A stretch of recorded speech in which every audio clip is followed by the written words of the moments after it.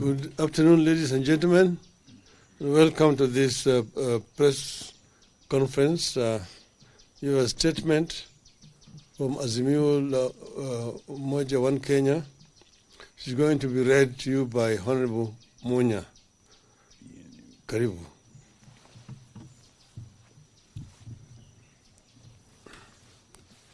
Yes, good afternoon. I'll read the statement.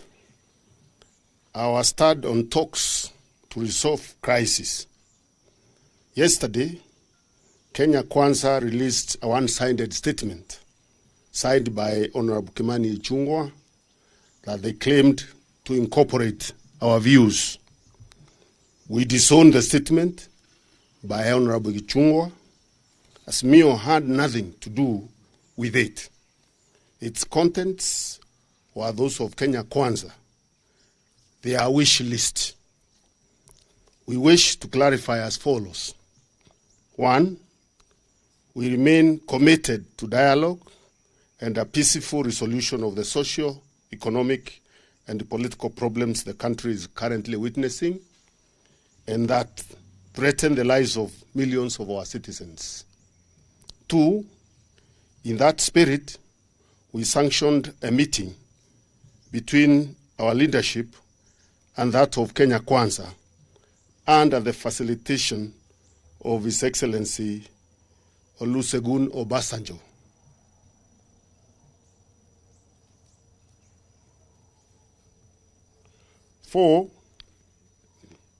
3, this initial meeting was to prepare ground for honest discussions of the issues we have been raising and those that Kenya Kwanza feels like raising. The meeting was therefore a talk about envisioned talks. 4, we take this early opportunity to thank His Excellency Obasanjo for offering himself as a senior son of Africa and a global diplomat to oversee a peaceful resolution to the crisis here in our country. 5, we take note that Kenya Kwanza is trying to deny His Excellency Obasanjo's presence and leadership of the talks. That would be a very unfortunate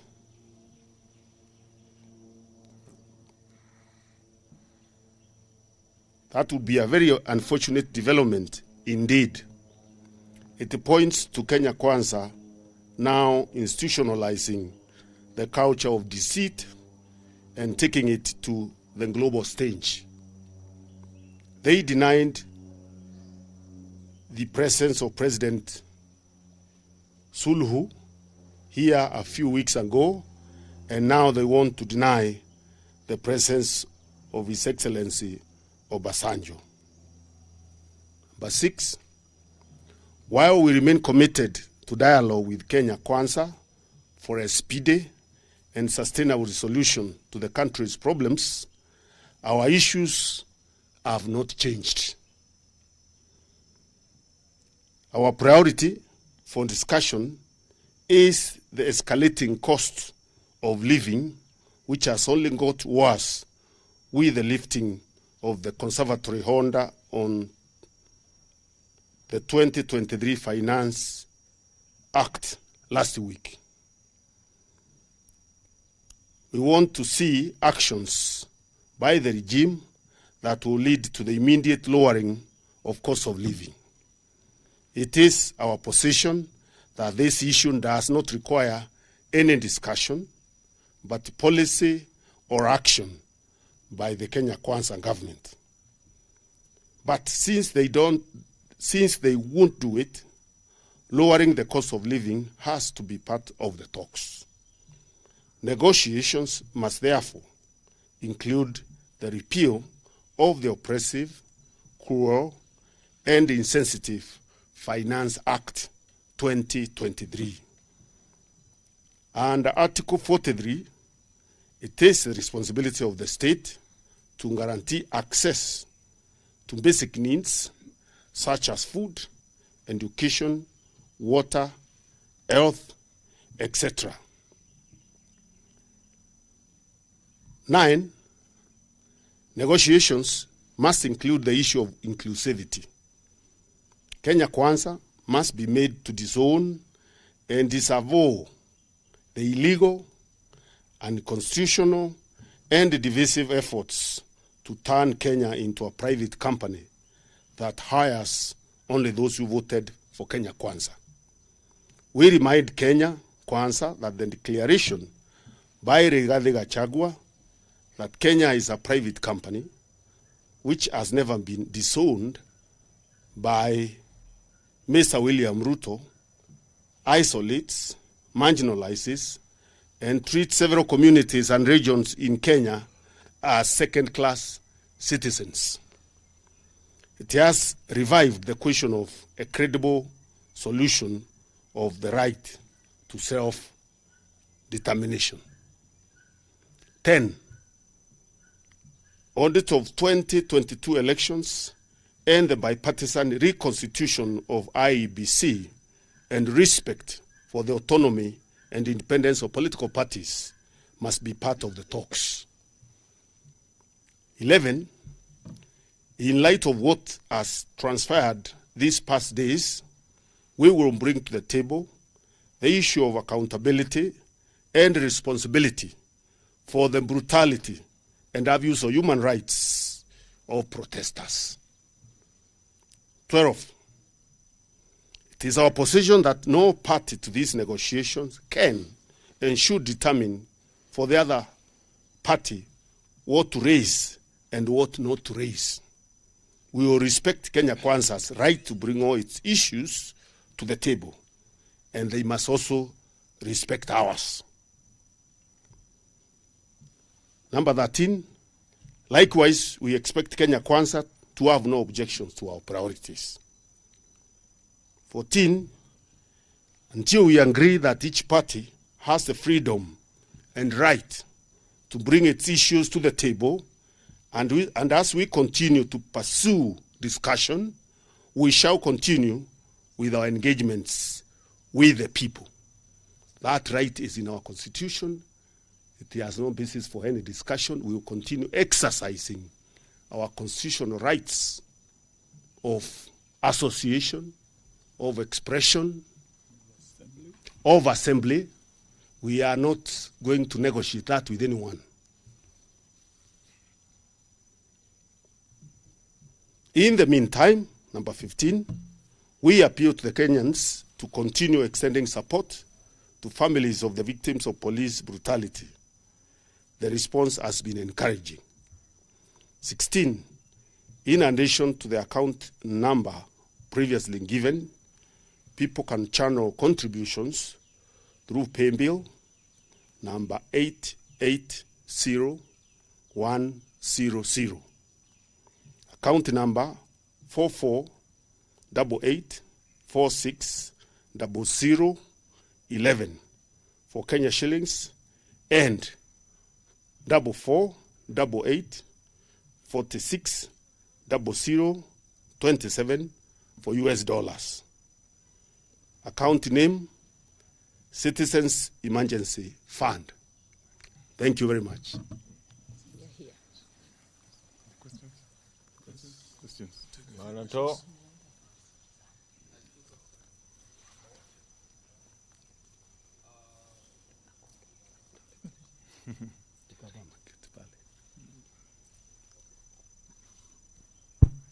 Okay, my name is Emmanuel Tau from KTN News. 2 questions. Has the Azimio team met President William Ruto? Because he has hinted on that. And number 2, have you come up with the membership of the 5 members of the 10-member team that is supposed to lead the discussions? And lastly, what happens to the bipartisan team of the 14 members now that we have another team in place? Yes, it's apparent from our statement that indeed there was a meeting chaired by His Excellency Honorable Obasanjo. And Baba accepted to appear in that meeting because of his respect for His Excellency Honorable Obasanjo. And as we have pointed out very clearly in our statement, that meeting did not conclude on any issues. It was a meeting to agree on when to hold the talks and how to hold the talks. So there were no issues canvassed there and agreed. So it is totally unacceptable and misleading to the public for Kenya Kwanza to start releasing its own statements purporting to be Azimio la Umoja issues. We have made it clear what our issues are here, and once a discussion is made within Azimio and our team is picked, then those are the issues that will be tabled for discussion in that committee. The 5 members, do you have it? We are still discussing, and we will soon announce the names of those members. By partisan team, Well, remember we already announced that we are disbanded that team, not because we were not ready for the talks, but because there was no good faith from the other side. So we moved to another level. These things are always developing and evolving as the situation also evolves. All right. I'm Sydney Chazima from NTV. I've looked at the list from Kenya Kwanza, and it appears they are reading from President William Ruto's memoranda that was sent to Moses Wetangula. There's something they're talking about, creating the office of the leader of opposition. So, in terms of oversight, how strong is this oversight office when it's getting the money from the exchequer? We have made it very clear. Those are their issues. Those are their issues. So you can ask them what they want to do with those issues. We have raised ours today. Their issues are their issues. Thank you very much. Peter Munya, one final question, Honorable. This is Abdikadir from Citizen. You have disowned the Kenya Kwanza statement, which largely outlines what they want addressed in the talks. And clearly then it's from the onset, it seems like the talks are already freezed before they even start. Then what's the point? And all of you are members of the country's political establishment, so are members of the other part. Then what's the point of even hinting at talks when you clearly have well-documented differences and there are Kenyans who are looking at you with bated breath over where the country is, deep systemic corruption, patronage and failure by state officials to address what their problems are, and you, the politicians, taking the Kenyan people as a punching bag? First of all, talks are only talks because they are disagreements. Otherwise, if you don't have any disagreements, what would you be talking about?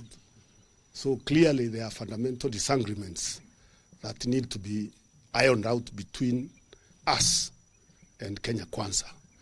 And the difference between our issues and theirs is the issues are affecting the people, and especially the issue of the cost of living that is escalating every day is the bottom line. That is the starting point.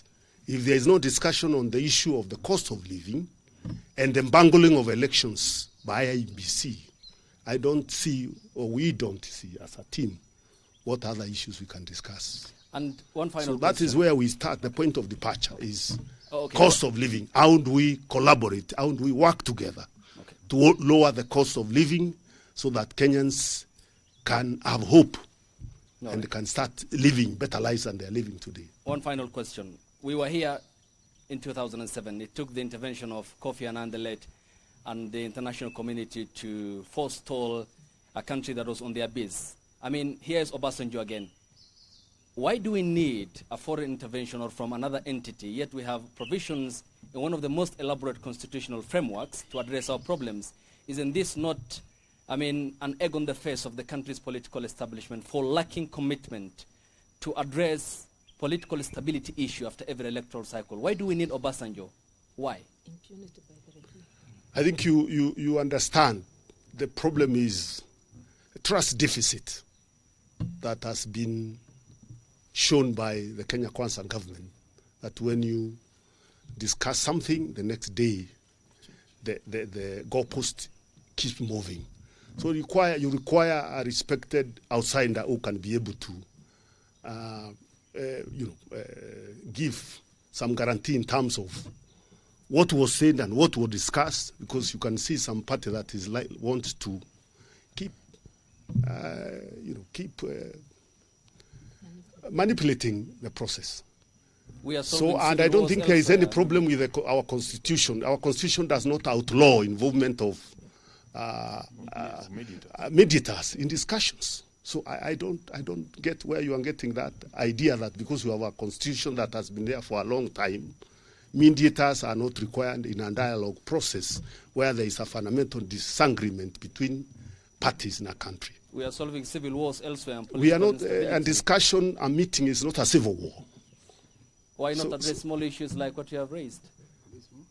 These issues are heavy, where citizens' rights are being trampled on and the citizens are being killed, brutalized by police forces that we pay for. Cannot be small issues. With a lot of respect to you. Thank you very much. That's okay.